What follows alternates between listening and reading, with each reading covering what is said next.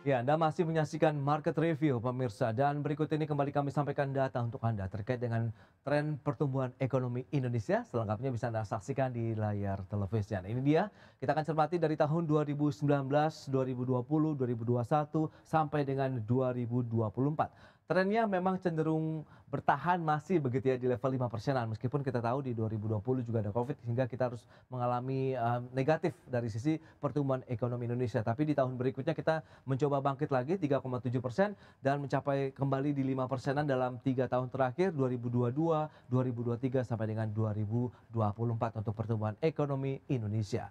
Dan selanjutnya kita akan cermati dari sisi target pertumbuhan ekonomi yang dicanangkan oleh pemerintah. 2025 ini diharapkan bisa kembali lagi menyentuh 5,2% dan pemerintah juga nampaknya masih cukup optimistis begitu ya. Berikutnya di tahunnya 2026 6,3%, 2027 7,5%, tahun 2028 7,7% dan di tahun 2029 diharapkan pertumbuhan ekonomi Indonesia bisa mencapai 8%. Nah, selanjutnya kita cermati untuk pergerakan inflasi. Ini dia kita akan cermati bersama Januari sampai dengan bulan Juni tahun 2025. Ya, tercatat di bulan Juni ini atau bulan Juni lalu tercatat 0,19% untuk pergerakan inflasi dan sempat memang kita mengalami deflasi di bulan Mei. Baik, itu dia beberapa data yang kami sudah sampaikan untuk Anda.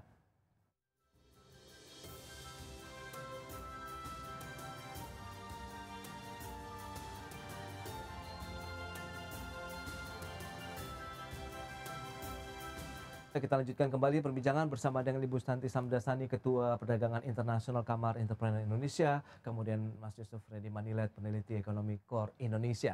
Nah, itu dia beberapa data yang tadi sudah kami sampaikan. Lantas kalau kita bicara mengenai strategi untuk menjaga optimisme nih, untuk Bu Santi sendiri melihat seperti apa nih langkah-langkah yang mungkin perlu kita segera rumuskan bersama, begitu mungkin kolaborasi antara dunia usaha dan pemerintah begitu Bu Santi, sehingga pertumbuhan ekonomi kita di tahun inilah paling tidak bisa menyentuh lagi 5%.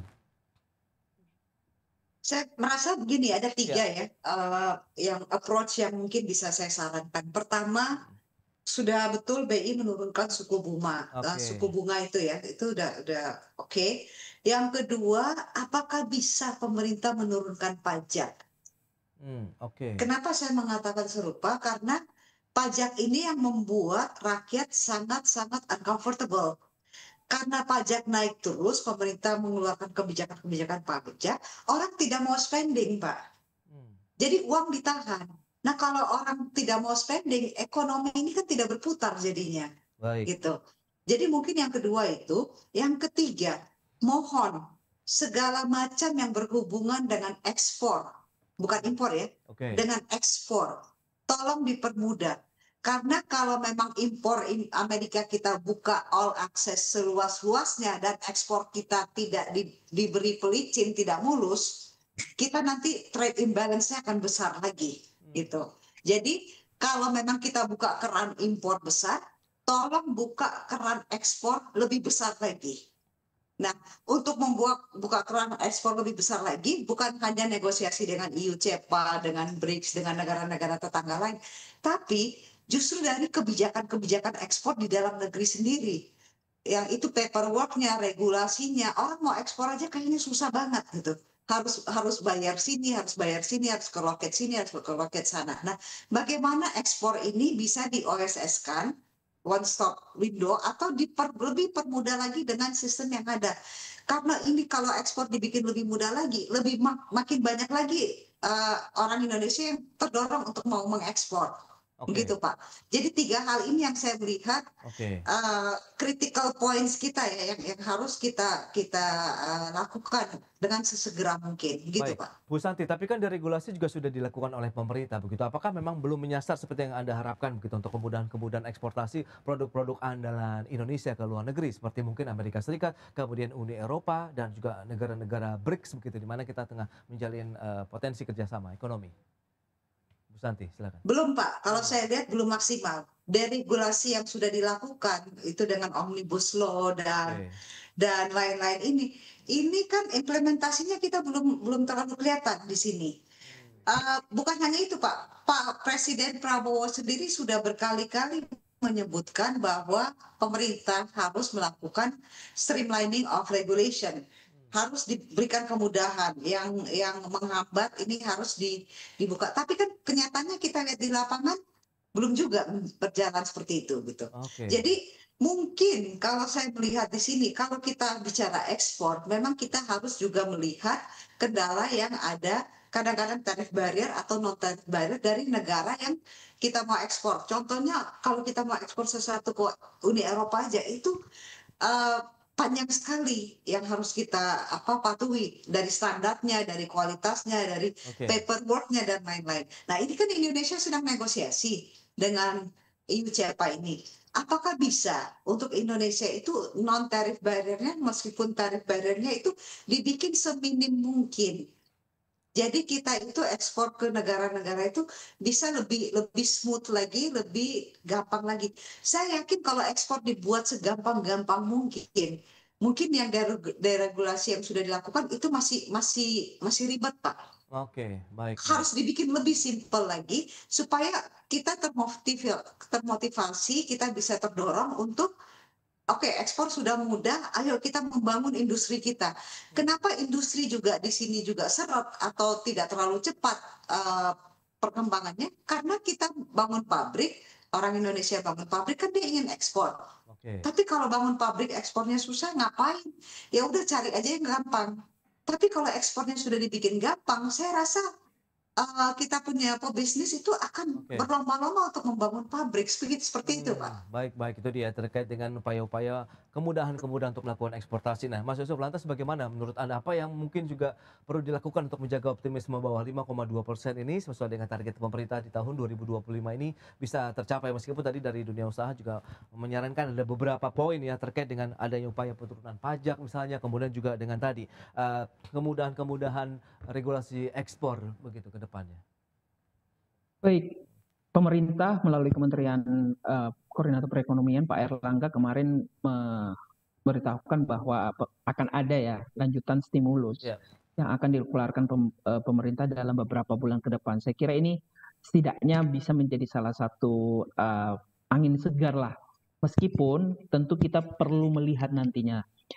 Yang perlu kita awasi ataupun nanti evaluasi terkait stimulus yang akan dikeluarkan oleh pemerintah nanti adalah jenis stimulusnya dan juga cakupan stimulusnya, termasuk di dalam durasi ya. Karena saya pikir tiga hal ini yang juga akan ikut menentukan apakah pemerintah akan bisa tetap menjaga asa target pertumbuhan 5,2. Kalau kita lihat misalnya belajar ya dari pengalaman penyaluran stimulus di akhir Juni kemarin, kemudian di triwulan pertama, saya kira stimulus yang sifatnya diluncurkan langsung ke masyarakat, seperti misalnya bantuan subsidi upah ataupun pelebaran atau perluasan bantuan sosial, itu punya efek yang cukup lebih signifikan gitu ya, terutama untuk menstimulasi mereka untuk melakukan konsumsi.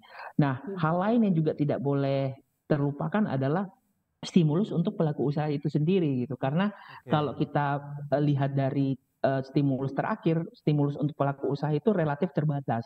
Saya pikir ini yang kemudian mungkin nanti bisa dieksplor gitu ya, kira-kira stimulus untuk pelaku usaha apa saja yang bisa ditawarkan. Apalagi saya kira pemerintah kan sudah membuka ruang untuk melebarkan defisit ya. Ya. Target defisit anggaran itu di set 2,78 di akhir tahun nanti. Jadi pelebaran defisit ini sebenarnya memberikan ruang bagi pemerintah untuk lebih eksploratif dan melihat kira-kira ada nggak kebijakan yang bisa diambil, terutama yang berkaitan dengan stimulus dan menyasar berbagai kelompok, terutama masyarakat dan juga pelaku usaha. Jadi harapannya dengan stimulus yang lebih merata, ekonomi bisa tergerak kembali. Hal lain yang juga tidak boleh dilupakan sebenarnya, saya ingin mengutip ya laporan dari competitiveness index beberapa pekan yang lalu, di mana daya saing dari competitiveness index Indonesia itu turun, dan salah satu alasan kenapa kemudian peringkat Indonesia turun itu karena adanya government efisiensi yang dilakukan oleh pemerintah.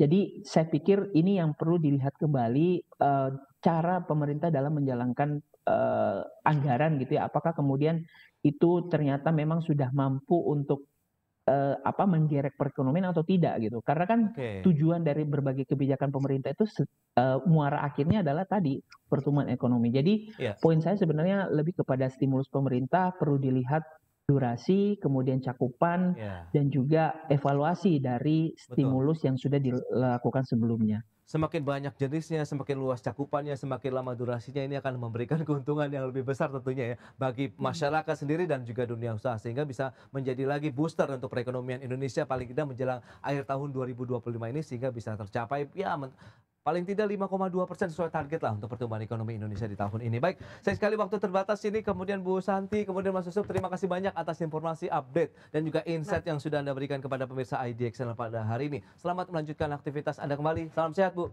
Mas Yusuf, terima kasih. Terima kasih Bu Terima Santi. kasih, Pak. Thank you. Baik, pemirsa, 1 jam sudah saya menemani Anda dalam Market Review. Perbaharui terus informasi Anda hanya di IDX Channel, your trustworthy and comprehensive investment reference. Karena urusan masa depan harus ke depan, aku investor saham. Ya saya, Prasetyo Wibowo, beserta seluruh kerabat kerja yang bertugas pamit undur diri. Terima kasih dan sampai jumpa.